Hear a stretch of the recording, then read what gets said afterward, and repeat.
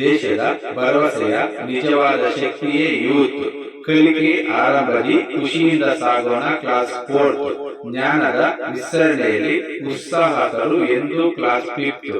ಕನಸುಗಳ ಮೊಳಕೆ ಬೆಳೆಯುವ ಸಮಯ ಕ್ಲಾಸ್ 6th. ಓದುವ ಹವ್ಯಾಸದಿ ಸಾಧನೆ ಹೆಜ್ಜೆ ಇಡುವ ಧೀರರು ಕ್ಲಾಸ್ 7th.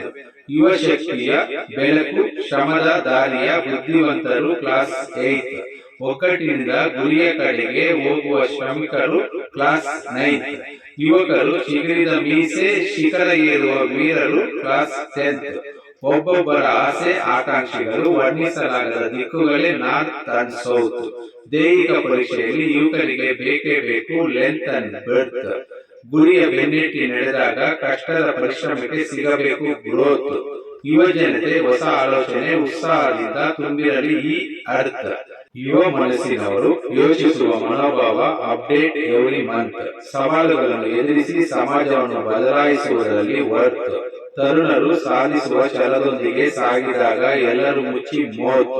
ಟೀನೇಜ್ ನಲ್ಲಿ ಹುಡುಗಿಯರ ಸ್ಮೈಲಿಗಾಗಿ ಸ್ಟೈಲ್ ಲುಕ್ಗೆ ಕಲರ್ ಕ್ಲಾತ್. ಭಾರತದ ಫ್ಯೂಚರಿನ ಯುವಕರ ಹೊಸ ಕನಸುಗಳು ಟ್ರೂತ್. ಸೋಲಿಗೆ ಹೆದರದೆ ಮುಂದೆ ಸಾಗುವವರು ಬೋತ್. ಕ್ರೀಡೆಯಲ್ಲಿ ಸ್ಪೀಡು, ಪ್ರತಿಭೆಯ ವಿದ್ಯೆಯಲ್ಲಿ ಸ್ಮೂತ್. ಸಮಾಜದ ಅಭಿವೃದ್ಧಿಗೆ ಯುವಕರ ಭವಿಷ್ಯಕ್ಕಾಗಿ ಆಗಬೇಕು ಬರ್ತ್. ಸವಾಲು ಬಂದರೂ ಹೆದರದೆ ನಿಲ್ಲದೆ ಸಾಗಲಿ ಬ್ರೀತ್.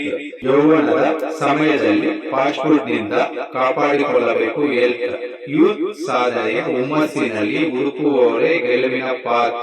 ಯುವ ಜನತೆ ಇಲ್ಲದ ದೇಶ ಹಾಗೆ ಆಗುವುದು ಡೆತ್. ಈ ಕವನದ ಹೆಸರು ಯಂಗ್ ಯೂತ್. ಇದನ್ನು ಬರೆದವರು ಅರಟಿಯ ಅನಿಲ್ ಕುಮಾರ್. ಇದರ ಬರವಣಿಗೆ ವೆಂಕಟರತ್ನ CA.